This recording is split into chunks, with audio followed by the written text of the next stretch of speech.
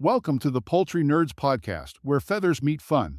Your podcast hosts are Carey Blackmon and Jennifer Bryant. Together, they work hard to bring you the latest news and information from the world of poultry. So, get ready for egg-sighting interviews, fowl facts, and more. Now here's Carey and Jennifer.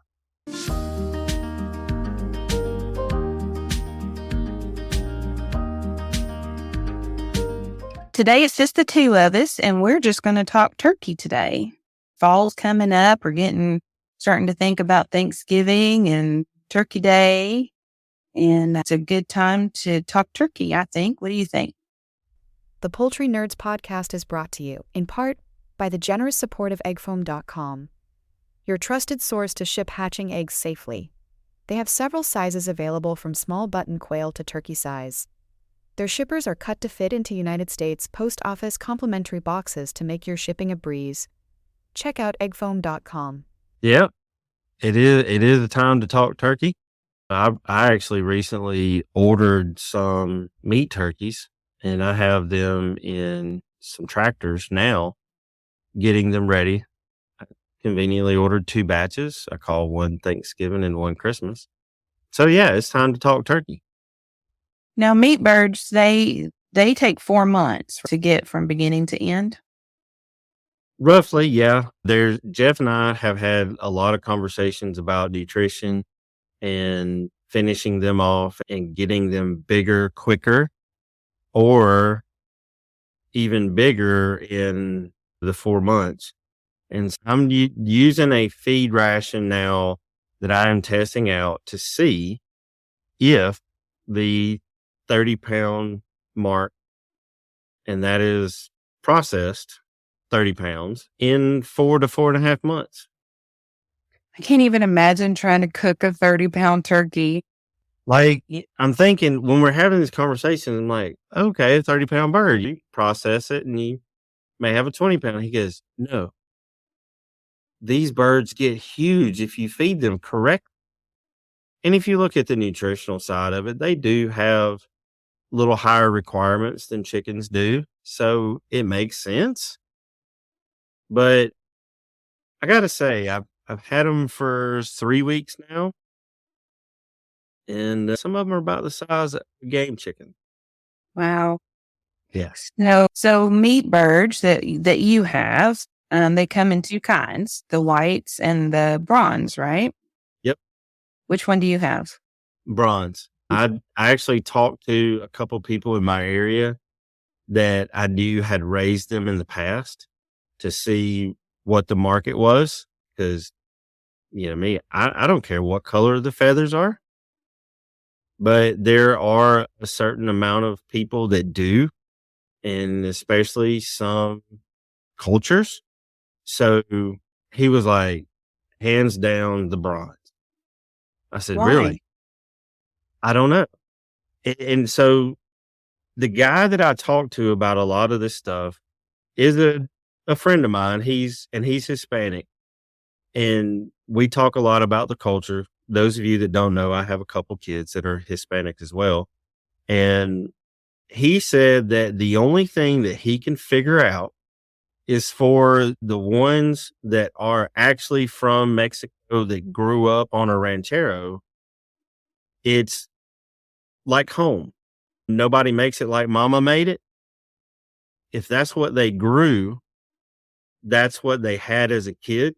So when they make that, it reminds them of being a kid, which is why they would much more prefer a traditional or heritage bird over like a Cornish or something like that on the chicken side.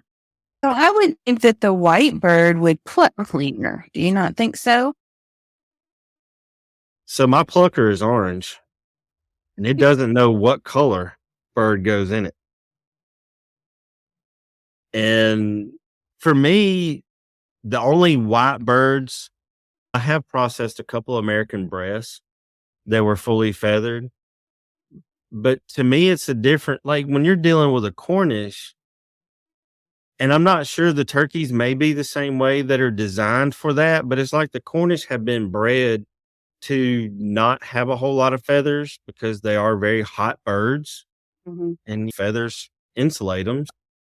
That may be why the plucking process is a lot easier, because your Cornish, when you posted the video on your Facebook of them waddling around in the yard, they didn't have a lot of feathers. No, they don't. Mine didn't have a whole lot of feathers either. 30 seconds in a plucker, they're clean. So your turkeys are 3 weeks old now. Do they have a lot of feathers? Yes. Okay. It'd be interesting to see how this works out. Like my Cornish, it's like the first couple of weeks, they have what I call on a chicken their baby feathers. And then when they lose all their baby feathers and get their big boy feathers, they didn't really get a whole lot. No. So I'm thinking that maybe the turkeys will do the same, which means I need to get them out really quick, because that should happen over the next week. Otherwise, I'm going to have a ridiculous amount of feathers in my brooder barn. Okay, so interesting. You've got them out on a tractor already at 3 weeks. How long did you brood them inside? Week. Wow. So that's a whole lot different. Like we're having 100 during the day some days and high 90s. And we're 70 plus at night. Mm-hmm. And so I'm using an Alumacoop, which has a really thick tarp like top on it, like 18 to 20 mils. And so the way my property is, the wind pretty much flows in the same direction all the time. So if I put the tractor where the back of it goes all the way to the ground and it doesn't let a lot of the wind come through, as long as they're on that back half of it, they don't get wind and the heat stays in there. Do you have a heat lamp in there? Not anymore. I did for about a week and a half. I'm using I think it's a 5x6. This is the smallest one they have to brood them in. And so I put 50 of them in my 100-gallon stock tank. And that's what got me past the first few days. And then bump this. I need them out of my barn. I put them in the tractor, and I put one of the red 250 watt heat lamps. I don't like heat lamps. So I stuck that in there. And one morning I went to go check on them, and they felt hot. And I had it towards the front. They were all on the far side at 6 o'clock in the morning. So that tells me, hey, they don't need this heat source. They're hot. And I looked on my weather app and saw the nighttime lows for the next few days that they were about the same. I pulled the heat. And since pulling the heat, I've lost one bird. We jumped right into the conversation about the meat birds. So let's back up for just a minute. For those people who aren't familiar with turkeys, broad-breasted whites and broad-breasted bronze are meat birds. There are bronze heritage birds. We're going to get to that in just a minute. So we're talking about meat birds because that's what you do. And so you brooded them inside for a week on shavings with heat moss. Okay. And then you moved them out. But you're in Alabama. It's July. It's 800 degrees here. So they're doing pretty good. You would never do a heritage bird that way. You'd lose all of them if you did that. Heck no. They would have been gone before the first week. It don't matter if you had 50 of them. They'd have been gone. So you have to know what kind of turkey you have in order to successfully brood them and raise them up. So what percentage protein are you feeding these meat birds? It's around 29%. So I make my own feed, and I do use a formula. Sometimes measuring when I'm in a hurry and I'm making it for me, not for somebody else, could be loose. So it could be 30. It's definitely the 28% that the recipe says it is, but it may be 29, 30. Plenty of lysine, methionine, vitamin A, D, and E. I use a lot of fish meal and all the nutrients and stuff that's recommended for them. I did not use a commercially available feed.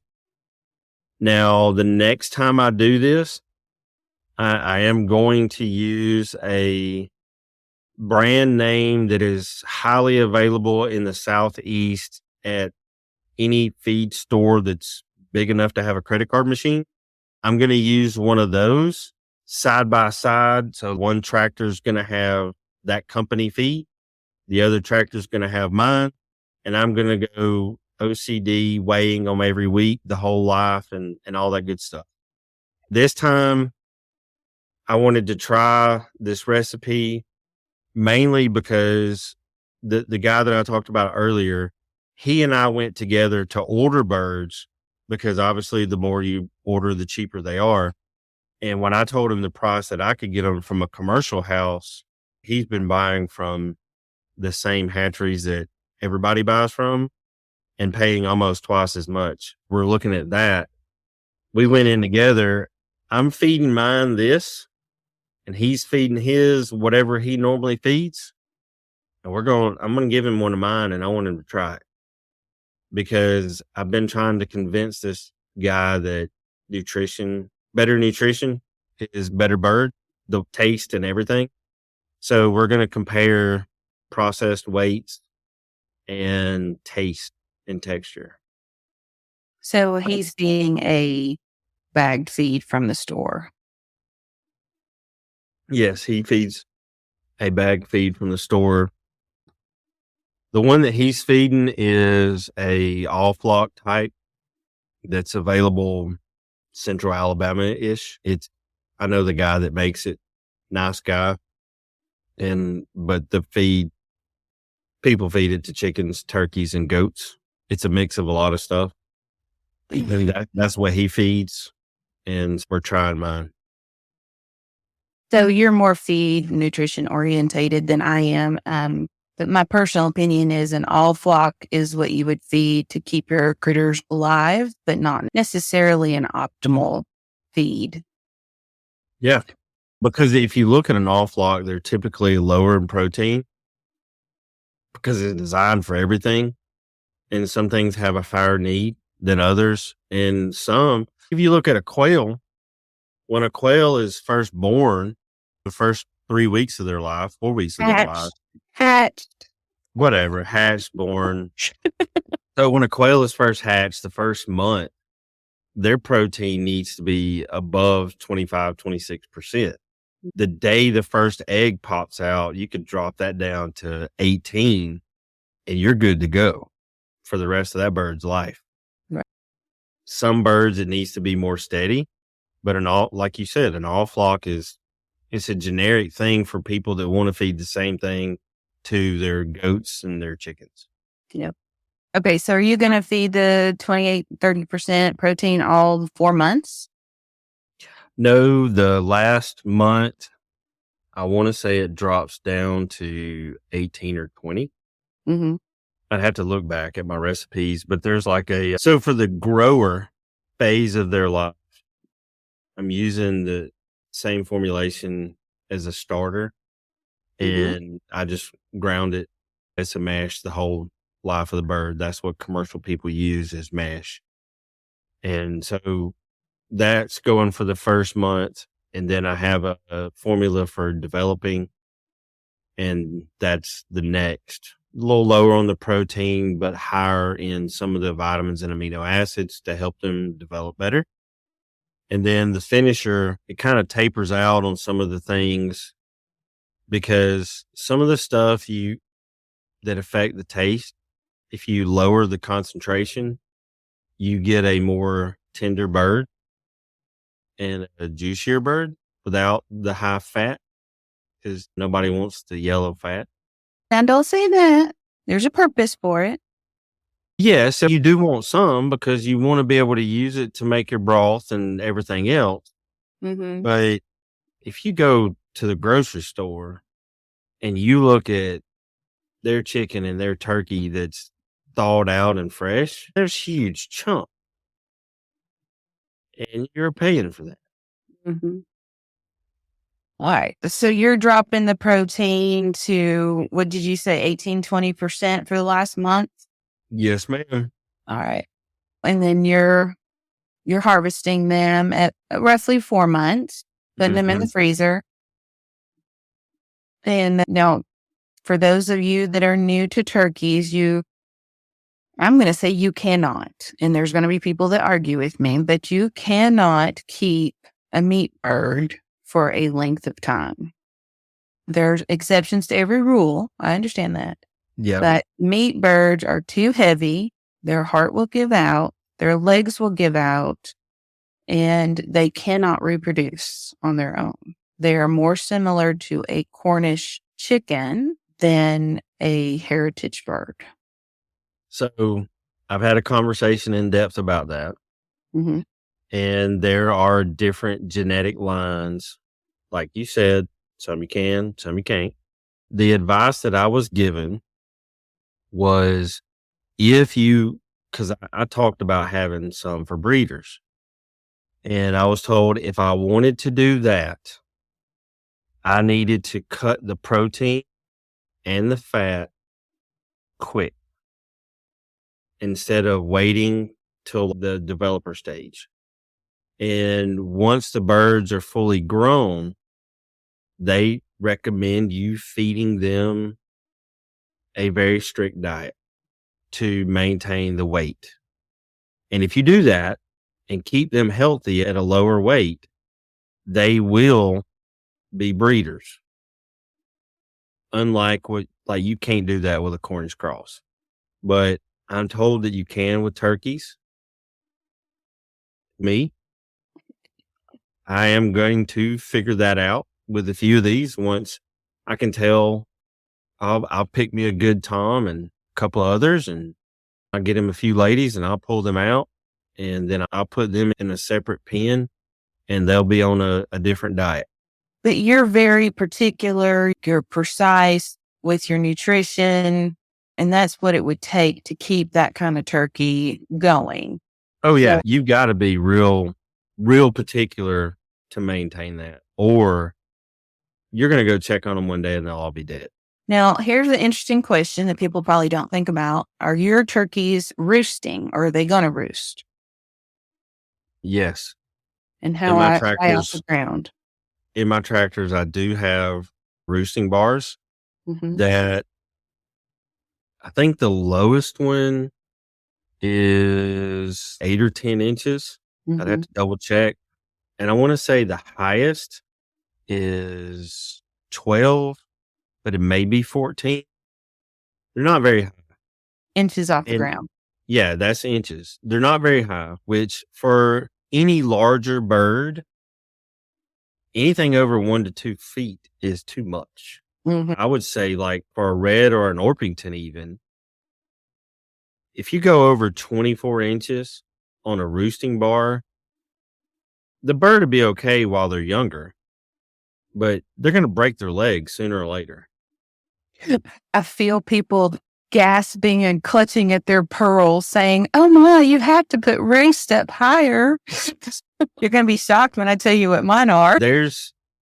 For your Orpingtons, the roost are a roost is a roost. It's a place for them to get to sleep. And if you've done your job with providing them a safe enclosure to go into, if the thing is 6 inches off the ground, it performs its duty. All right. So let's talk about the heritage birds now. And that's what I have. And those, I do red bourbons. So heritage is the breed, and they come in a variety of colors. Yes. So it would be like saying a buff Orpington. Orpington would be the breed, buff would be the color. Yep. So my birds take almost 2 years to fully mature. So you have to have a very long patience span in order to do your heritage turkeys. Yes, you do.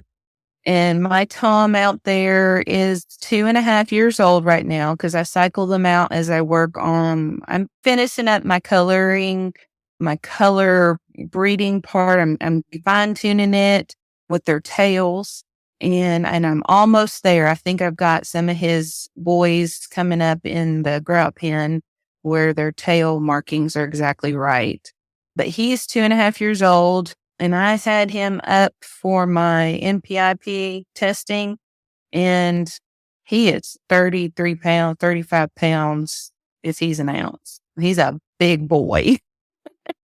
But Like your bronze, I gotta say the bronze is probably one of my favorite heritage birds because bourbon. they are the bourbon, sorry, because they are like that red color.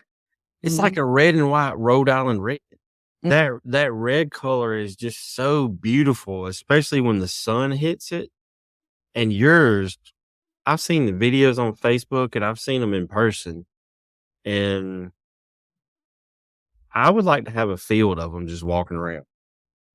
Yeah, I've got them out. I've got them loose today because it had all that rain last night and it's so muddy in their run. So I turned them out today, but I had them up looking. My grow outs are about 5 months old now, and I'm really got some really nice lacing going on their chests. Mm-hmm. And I'm really excited about my grow outs. But let's get back to why I have heritage and you've got meat birds. So you're raising birds to process for your family and to sell. Mm-hmm. And I raise birds because I think they're pretty and I like them, but we eat them. You can eat the heritage birds. Personally, that we've been eating them now for maybe 8 to 10 years or so. And I can't see me ever going back to a meat bird. A So, lot of people say that yeah. the flavor profile is different, and it's an amazing thing. It's like eating a heritage chicken over a Cornish cross. Yes. Some of the differences, the biggest difference that shocked the fire out of me, when you cook a butterball or a store-bought turkey, you want to cook it low and slow and baste it and all of those yummy things. And when you cook a heritage bird, you put it in the pot and put it in the oven at 425 for an hour. And that's it. It's done. And it's falling Really? off. Oh, yes. The first time somebody told me to do that, I was like, whatever, I'm not listening to you. But then I got sick. Everybody always gets sick at Thanksgiving. I got sick and I forgot to put the bird in. And it was like 2 hours before dinner. And I was like, whatever, we're going to try it. And shoot, that's the way you do it. I've never cooked it any different since. I've never cooked a heritage turkey, but I have ate one. And if I had the space and the time, I would have heritage birds to grow out for my family. Now, doing it for other people is a lot of work. It's 2 years, 2.5 years. But you have to plan ahead for this. If I'm thinking flavor profile, ease of cooking, that whole thing, yeah. I didn't know you don't do anything. You just No, you put a little water in the bottom pan and cook it. All right, so let's go back to the beginning. We need to get off on these tangents. So let's go back to the beginning. So your turkey hens won't lay until they're about a year old, but they lay better their second and third year. Okay. So the first year you might get, I don't know, for me anyway, I'm not going to speak for everybody. For me, you might get 30 or 40 eggs out of a first year hen. But when you get up into 2 and 3 year old hens, they're going to lay all summer. So I'm still getting eggs right now. About how many a week do you get? I only have 4 hens. So I probably get a dozen eggs a week. They don't lay every day. That's not bad though. No, it's not. And it's too late in the year. I'm not hatching anymore. So we're eating those or I'm feeding them to the pigs. So a turkey will build a nest when she's going broody. They're really prone to broodiness. They fit right in with the Cochins and Orpingtons on this farm. Mine go broody all the time.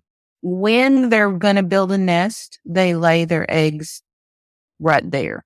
When they have no interest in building a nest, they're more like a duck and they just drop an egg wherever they happen to be when it decides to come out. You never quite know how long that egg's been sitting there when you find it in the tall grass.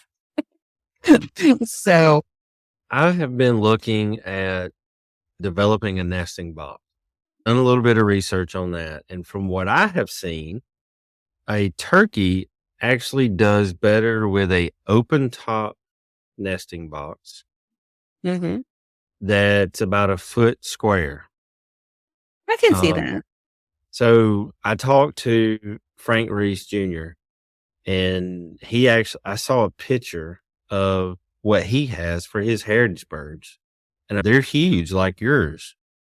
And, and it's a 1 foot square open top. Now you try to do that with a lot of hens, a lot of chickens. It's like they want to go high. Yeah. They want something covered. And people talk about putting curtains over the front and everything else for chickens. Turkeys want to do their business out in the open. Yeah. So mine will nest out in the run and I leave the grass high at the fence line. So they'll nest in there. I have in the past used those big galvanized steel tubs but then you get all 4 of them, however many you got, all wanting to nest together. The eggs get broken. They're Mm. very clumsy birds. So let's go back to the beginning. So you get the egg. It's going to be 28 days to incubate it. And then brooding them, you have to keep them hot, dry, and active. So Yes. dry, I use stall pellets. I have been through the entire gamut of everything, including peat moss. I have settled on stall pellets. I do not wet them. I just throw them in the tub straight out of the bag. Make them about 2 to 3 inches deep, and I use a heat plate. And then I put either quail or chicks in there with them. You never put ducks in with anything because they're too wet. But I have used quail and I've used chicks. Or if you're hatching in succession, put your freshly hatched poults in with your week-old poults. And the reason being is they will keep them active and moving, and they're very inquisitive. And so they'll go see why everybody else is, hey, what are you eating over there? And I'm going to come check it out too. But the very first hatch, you have to be really careful because they just want to be hot. And so they'll lay under that brooder plate and they'll never come out to eat. And they'll essentially just, I don't know, sleep themselves to death is the right word. So you got to get them up and get them active. But no, you don't have to dip their beak in water. You don't have to hand feed them. None of those things. Just simply throw a more active bird in there to get them up and moving. Now, here's where people usually mess up is because the birds are bigger, they want to put them outside quicker. And you have to pretty much brood them about 3 months. And that seems insane, but you've got to keep them off the dirt for 3 months. If you want them to live, if you're good with losses, throw them out. But if you want them all to live 100%, 3 months. In mine, I have 100% success rate.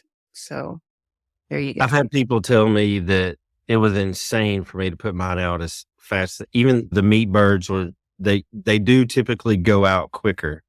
They said that was insane. And I was like, you know what? I don't want the mess. And I'm going to give them heat. The fire out of me. Honestly, I didn't know you had done that. So y'all heard it on live podcast. You shocked the fire out of me about it.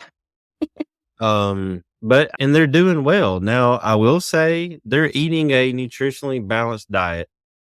And I have a product called Jitter Juice that I use. It's an all natural electrolyte thing that's got some apple cider vinegar and molasses and a few other things that are all organic in it. And it has a smell to it. And when they're like a day old, when I first got them, I put a couple drops of it in their mouth. And I guess that got them the taste and the smell. So when I put it in their water, they go to it. Mm-hmm. Because like you said a while ago, the first time I got turkeys last year, I just thought it's turkeys, a big chicken. Do it the same.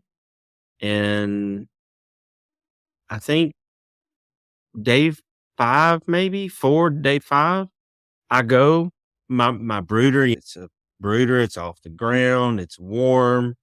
The barn was heated. They had heat plates. I did all that stuff. Plenty of clean water. And I go check on them, and the water it doesn't seem like they hardly any gone. Mm-hmm. And I'm like, they're a couple days old. They don't drink a whole lot, which is bull crap. They drink a lot, They no do. matter their age. And I want to say it was day 5. I went down there and there was no poults running around. And I'm like, they didn't get out. Where are they? And I lifted up the brooder plate, and literally in a 24-hour period, every one of them had went to sleep and they wasn't waking up. Exactly. They just, I don't know. I guess it's like when it's cold outside and you're laying in front of the fireplace under a big blanket. You don't want to get up. I guess it's the same thing. But except for ducks, don't use waterfowl, but any other bird that you have handy, be it quail or chicks or whatever, just throw them in with the turkeys. And then if you're hatching every week, use the week older poults at that point to keep the fresh ones active. So it's very common for me to have a brooder with 3 different age groups in there. So like with these, I do have about half a dozen game fowl living with them. Mm-hmm. And I can definitely pick the game fowl out now because they look like runts. They're black too, so I can't tell by color difference, but they're essentially the runts of the bunch now. I hatched them out about 2 weeks before the turkeys arrived. So my turkeys went in with 2-week-old, and I put the stuff right in their mouth and I mix it in with their water. So they go to that, and the feed, it smells. I would put milk in and eat it. It smells like really good oatmeal, and I don't even like oatmeal. There's that. Mm. But if you don't have feed that has a smell to it, and you don't put stuff in your water to attract them, and you don't put a quail or a chicken in with them, then you're going to need to spend a lot of time with them. Yep. I've heard of people going out and spending 20 to 30 minutes 5 times a day with turkeys in their first week. I'm like, get you some chickens. Yeah. So chickens solve a lot of problems. Yeah, they do. So let's talk about once mine are 3 months, and then I put them out on grass. Now, the reason I had asked you about roost is I was just wondering, because a meat bird is going to have a thicker leg, they're going to be heavier, their structure isn't the same. So a heritage bird like mine, a lot of people don't understand, they can fly like a bird. Like they can get 50, 60 feet off the ground. They can get up in high trees. I mean, they can move long distances. A full-grown turkey might have a 6 or 7 foot wingspan. You have to be prepared for these big birds. You can't just put them in a Tractor Supply store-bought coop. They need some space. Just logistically getting up onto the roost, they're going to spread their wings, and they have to have that space to get up on their roost. Now, I use the 2x8 board, and I have mine. I have 2. One is 2 feet off the ground, and one is 4 feet off the ground. So the 2-foot one is, I call it bounce board. They get up on it and then they bounce up to the 4-foot. Now, I know there's a lot of people that, turkeys want to roost high. Sure they do. They're going to go to the tippy top of a tree if you let them. Mm-hmm. But just because they can and they want to, doesn't mean that you as the owner, as the caregiver, have to let them. And I'm going to explain to you why I do 4 feet. Now, I'm just a little over 5 feet tall. And I'm the only one that's going to go in there and catch turkeys. And the best way to catch a turkey is when they're on the roost. Now, this is just assuming you can't walk up to your turkey in the yard and pick it up. But if you have to go in there and catch a bunch of them, when they bounce up to their roost, their balance is off for maybe 2.5 seconds. While their balance is off and they're folding their wings in, you reach up both hands and grab both of their ankles from behind. Yep. And you swing them down. And as you swing them down, their wings are going to naturally come out. Watch their wings, because I have been caught multiple times across the bridge of my nose, which is why I swing them down, not towards me anymore. And you will see stars. So I promise you, I'm touching my nose right now because I remember how much it hurts. But anyway, you grab them from behind as they're regaining their balance and you swing them down. Once they're down, then you can put them back up into the crook of your elbow. So let's see, not visual here. So you're going to swing them up and their chest is going to go into the crook of your elbow. So their head is looking away from you. Mm-hmm. Then you can transfer their feet to the same hand that they're laying in the arm of. Can you visualize what I'm talking about? I tell people you carry it like a football. Exactly. And they'll Yeah. just sit there. Like one point back towards your elbow, Mm-hmm. and then you have the other ends or the feet in your hand. Exactly. And at that point, and most of the time you're doing that, you're assessing the bird, you're picking it up to harvest it, or you're picking it up for NPIP test, or for whatever reason you're picking it up. But at that point, their outer wing is accessible for the NPIP tester, or to carry it to the chopping block, whatever you're going to do with it. Assess its tail feathers. In my case, I'm big on trying to get those tails correct, so I can fan those tail feathers out because that's what's in front of me. But that's how you catch and carry a turkey. I have seen many people try to put a roost up 6 or 7 feet up in the air because, hey, my turkeys like to roost up really high. That's fine and dandy. How you going to catch them? I can't reach 7 feet up in the air. And so we're talking about swinging a 30, 35 pound bird towards you with a 7-foot wingspan. You've got to think this through. Some crap's going to happen. So for me, like going back to what you said earlier about the Tractor Supply coop, if I wanted to have some turkeys, I would say they have a 10 by 10 dog kennel that has a roof. You get one of those and you get a 2-foot, a 4-foot place for them to roost. I use 1.5-inch PVC pipe on the dog kennel type with the chain link fence. I'll use that PVC pipe and run it in the corners through the chain link, and it's easy. And I can put them at different levels. But in a 10 by 10, I would say anything over a trio would be pushing it for space, because they need a lot of space. And in a 10 by 10, 3 would be tight. I would be more apt to use like a portable sawhorse with a flatter top on the top for them to roost on, just for, especially up north where their toes might be exposed. Yep. But yeah, you could definitely do it with a chain link kennel. That would definitely work. They don't care if they get rained on. They shed just like a duck would almost. So let's see, what else can we talk about turkeys? They pace. They're travelers, they're inquisitive, but really they're personality-wise, they have what I call stranger danger.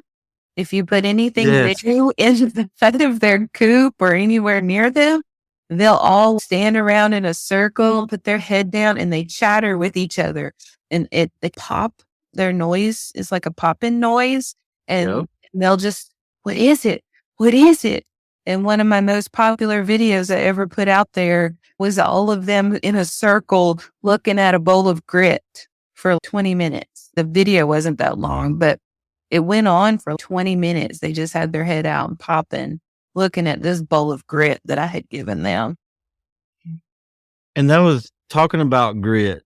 I am a firm believer that may be the only thing that a chicken and a turkey are similar in, and that they need grit their whole life. And it doesn't matter if you're feeding them mesh, maybe you can get away with a less percentage ratio of grit than you would with a pellet, because it's designed to break up the food. But studies show that grit makes them process a higher percentage of the feed, which means they're getting more of the nutrients out of it, which means they grow better and they look better.